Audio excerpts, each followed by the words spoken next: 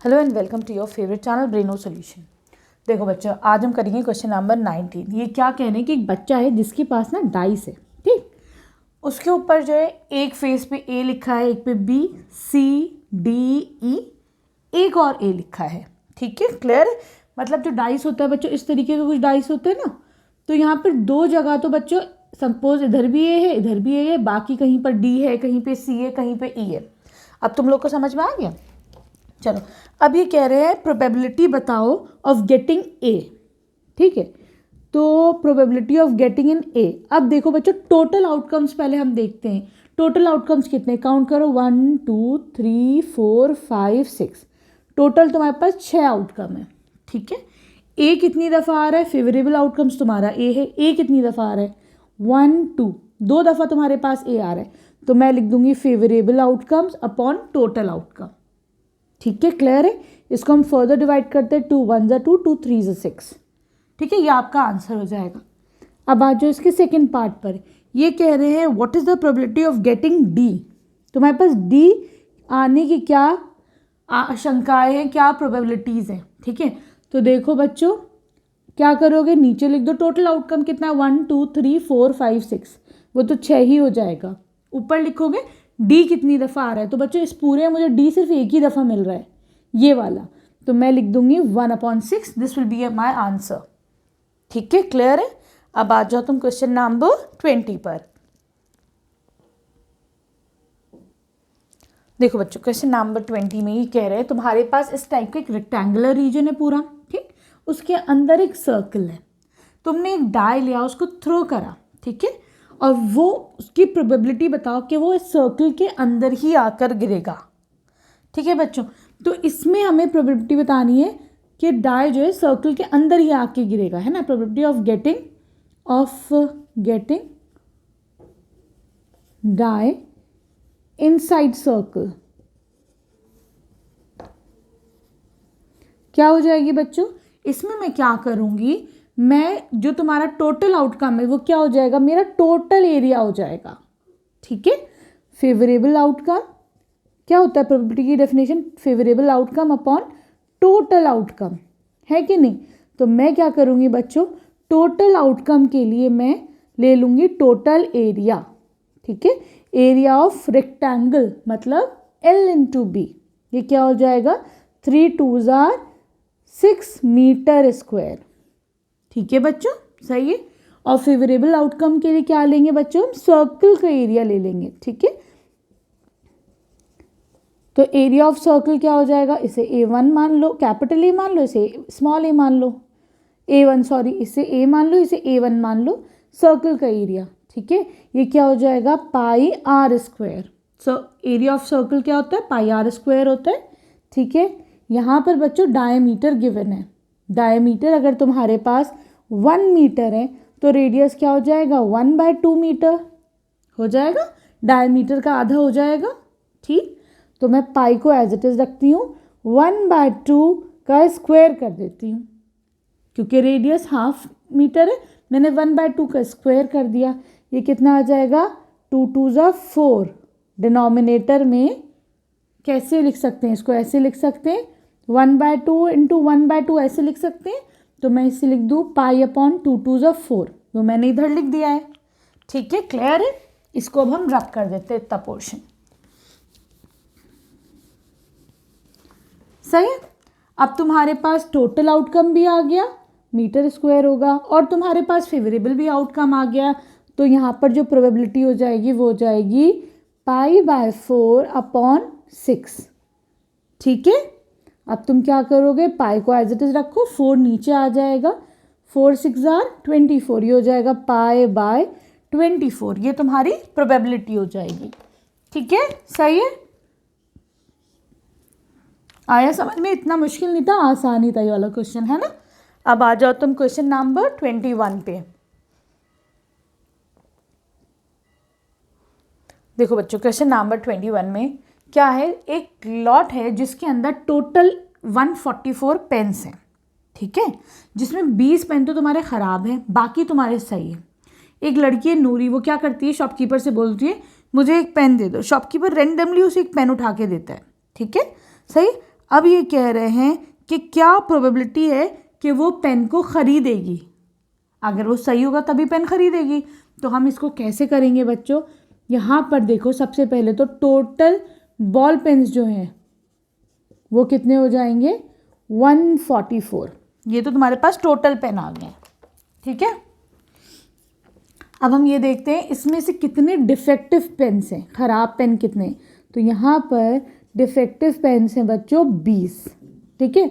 तो सही कितने हो जाएंगे, गुड पेन्स कितने हो जाएंगे, विच आर नॉट डिफेक्टिव, है ना, ये कितने हो जाएंगे 144 में से 20 निकाल दो, ये हो जाएगा 124, है कि नहीं। इतने पेन्स तुम्हारे सही हो जाएंगे, ठीक। अब ये कह रहे हैं प्रोबेबिलिटी बताओ कि वो खरीदेगी। ऑब्वियसली वो सही वाला ही खरीदेंगे, है ना।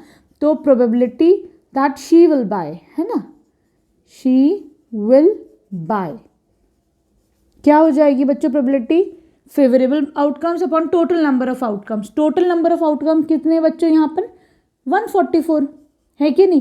टोटल पेन तो 144 ही है, ठीक। और कब खरीदेगी, जब वो पेन सही होंगे। सही की प्रोबेबिलिटी क्या हो जाएगी 144। फेवरेबल आउटकम्स तुम्हारे 124 सॉरी, फेवरेबल आउटकम्स तुम्हारे 124 ही तो होंगे, तभी तो वो पेन खरीदेगा। तो सिंपल, इसको 2 से डिवाइड करते हैं।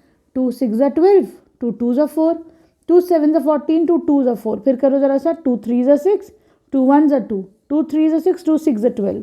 कितना आ जाएगा 31/36। ये प्रोबेबिलिटी हो जाएगी उसके पेन खरीदने की, ठीक है। अगला पार्ट है इसका, she will not buy it, ठीक।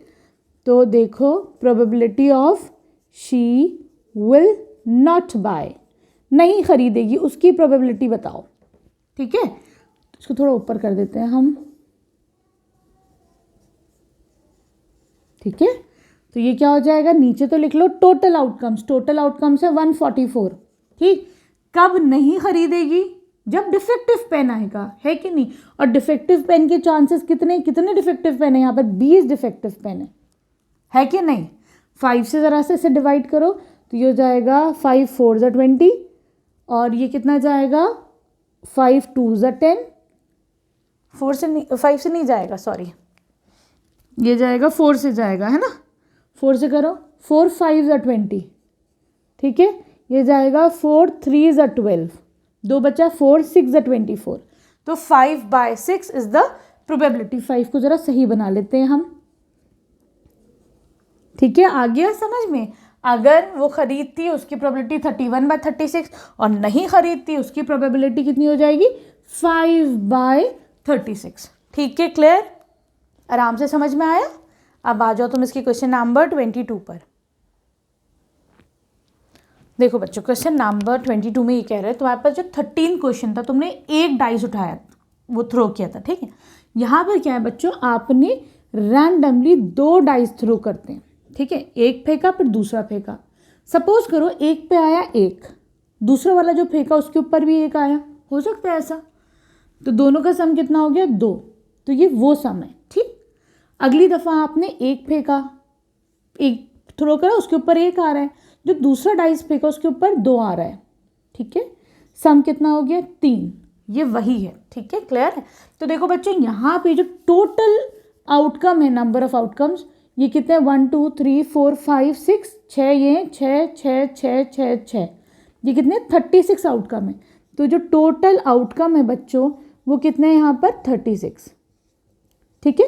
फेवरेबल देखते चलेंगे हम लोग, ठीक। अब ये कह रहे हैं प्रोबेबिलिटी बताओ कि यहाँ पर 3 आए दोनों का सम। तो बच्चों अगर एक पर तुम्हारा 1 आता है और दूसरे पर 2 आता है, तो एक ये चांस है कि देखो यहाँ पर तुम्हारी सम 3 आ रहा है, तो एक तो हमें ये मिल गया। और कहीं देखो जिस पर सम 3 आ रहा हो, तो देखो यहाँ पर भी सम 3 है कि नहीं, और कहीं नहीं 3 है। तो यहाँ पर प्रोबेबिलिटी जो हो जाएगी वो बच्चों ऑफ गेटिंग सम एज 3 कितनी हो जाएगी 2/36, ठीक है। क्लियर है। तो यहाँ पे तुम 2/36 भी लिख सकते हो। इसको अगर काटते हो 2 से तो 2 1 = 2, 2 1 = 2, 2 8 = 16, 1/18 can also be your answer, ठीक है। तो मैं यहाँ पे 1/18 लिख देती हूँ, ठीक। अब आ जाओ सम देखते हैं। 4 हो तुम्हारा, तो बच्चों 4 के लिए क्या चाहिए आपको, देखिए ज़रा कहाँ कहाँ पे 4 सम मिल सकता है। 4 देखो, एक तो यहाँ पे मिल रहा है, इसे हटा देती हूँ मैं, ठीक है, एक यहाँ है 4, 3 + 1 + 3 इज़ 4, दूसरा 4, 2 + 2 इज़ ऑल्सो 4, और कहाँ पर हो रहा है बच्चों, ये भी 4 है बच्चों, 3 + 1 इज़ अगेन 4, है कि नहीं। तो मेरे पास 3 जगहों पे मुझे 4 मिल रहा है, तो इसकी प्रोबेबिलिटी क्या हो जाएगी 3/36। ये भी लिख सकते हो।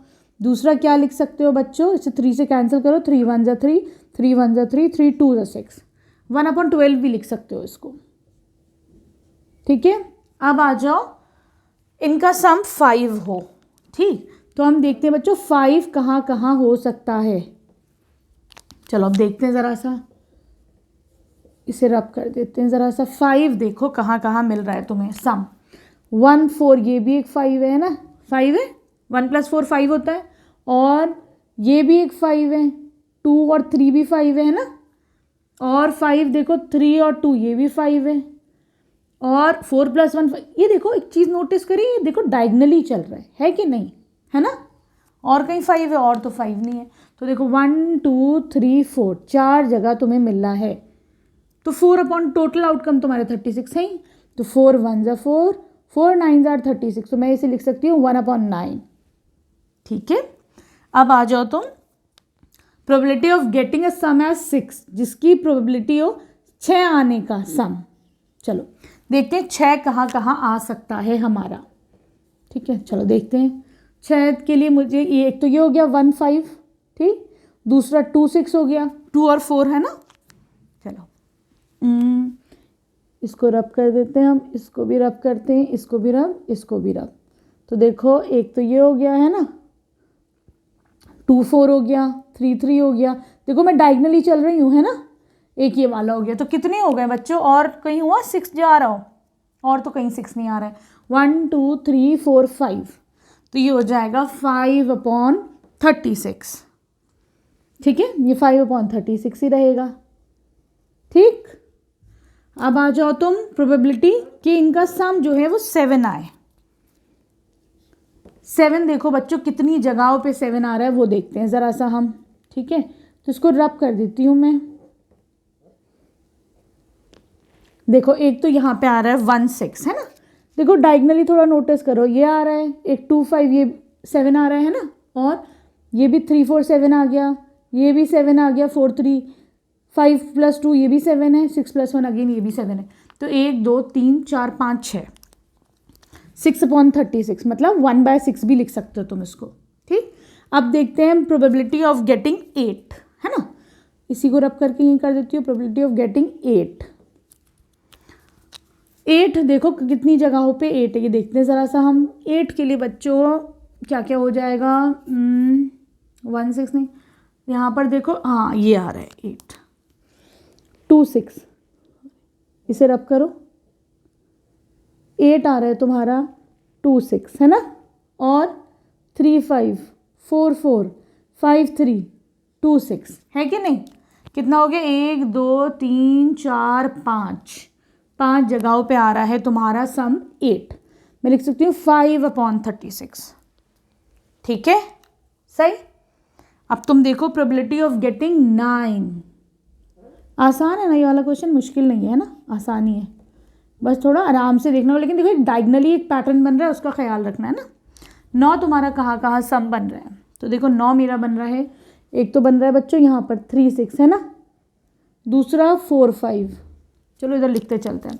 एक तो बन रहा है 3 6, दूसरा बन रहा है 4 5, फिर कौन सा बन रहा है 5 4, और फिर से 6 3, उसके अलावा तो कहीं नहीं बन रहा है ना। देखो इन चारों का सम जो है 9 ही आ रहा है, तो लिख दो कितने हैं ये, 1 2 3 4, ये हैं 4, तो लिख दो 4/36, या फिर लिख सकते हो 1/9। ठीक, टेबल में उधर लिखते रहना। अब देखो तुम प्रोबेबिलिटी ऑफ गेटिंग 10, है ना। चलो अब हम देखते हैं 10 सम कहाँ कहाँ आ रहे हैं। तो 10 आ रहा है बच्चों 4 6 5 5 और 6 4, है कि नहीं। 1 2 3 जगहों पे आ रहा है ये सम 10, है ना। इसको मैं फर्दर क्या लिख सकती हूँ, 1/12। ठीक है, अब तुम्हारा 11 का रह गया है, बस 11 कर लेते हैं हम। अब है प्रोबेबिलिटी ऑफ गेटिंग 11। ठीक, 11 कहाँ कहाँ मिल रहा है तुम्हें बच्चों? 11 मुझे मिल रहा है 5 6, और कहीं 6 5, और कहीं नहीं, और मुझे कहीं 11 नहीं मिल रहा है ना? तो मैं इसे लिख सकती हूँ favourable outcomes 2 divided by total outcome 36, फिर 2 से करो इसे डिवाइड, 2 1 2 2 8 16, 1/18। ठीक है, अब आ जाओ प्रोबेबिलिटी ऑफ गेटिंग 12। तो देखो बच्चों, अब हम 12 का करेंगे, है ना? 11 कर लिया कॉपी, 12 का करो। 12 के लिए बच्चों क्या क्या जगह तुम्हें मिल रहा है? सिर्फ मुझे 6 और 6 मिल रहा है, कुछ और तो नहीं है ना? तो ये आ जाएगा, अच्छा सॉरी 11 करना है ना? नहीं 11 हमने नहीं करा अभी आई थिंक। अच्छा 11 करा था, 12 गिवन है इसमें, है ना? 12 गिवन है, ठीक, 12 को छोड़ देते हैं हम। ठीक है, आई होप अच्छे से समझ में आया होगा तुम लोग को, ये वाला ईजी है। ठीक है, वीडियो पसंद आई तो प्लीज़ चैनल को सब्सक्राइब करना। अच्छा इसमें एक और है बच्चों, रुको, इसमें सेकेंड पार्ट भी है, हम इसका सेकेंड पार्ट भी देख लेते हैं। ठीक है, देखो सेकेंड पार्ट में ये कह रहा है बच्चों कि यहाँ पर तुम्हारे पास 11 पॉसिबल आउटकम्स है, जो सम आए 2 3 4 5 6 7 8 9 10 11 12, इतना सम आ सकता है, ये 11 है। ठीक है, तो एक बच्चा कहता है कि यहाँ पे सबके चांसेस 1/11 है, इनकी प्रोबेबिलिटी। ठीक, तो ये जस्टिफाई करो ये सही है कि गलत। तो दिस स्टेटमेंट इज रॉन्ग, बच्चे ने गलत कहा। क्यों गलत कहा? ये they are not equally likely outcomes. क्यों बच्चों? कि यहाँ पर टोटल नंबर ऑफ आउटकम्स है 36। ठीक है, आगे समझिए, टोटल नंबर ऑफ आउटकम 36 है। देखो 2 आ रहा है एक दफ़ा, ठीक है, लेकिन 3 कितनी दफ़ा आ रहा था? जैसे तुम्हारा ये देखो, अगर हम लेते हैं, इसको लेते हैं सम, अगर तुम्हारा 3 आ रहा है तो 3 कितनी दफ़ा आ रहा था बच्चों? यहाँ पे यू गेटिंग 2 टाइम्स, है ना? 3 तुमको 2 दफ़ा मिल रहा था। ऐसे अगर 4 देखते हैं तो 4 कितनी दफ़ा मिल रहा था बच्चों? हमें यहाँ पर 3 दफ़ा मिल रहा था। तो that means the result, they are not equally likely outcomes. ठीक है, दे आर नॉट, जो रिजल्ट आ रहा है हमारे पास, जो प्रोबेबिलिटी आ रही है, they are not equally likely outcomes. ठीक है, समझ में आ गया बच्चों? अब हम चलते हैं अपने नेक्स्ट वीडियो में, will be doing question number 23। Thank you for watching Breno solutions.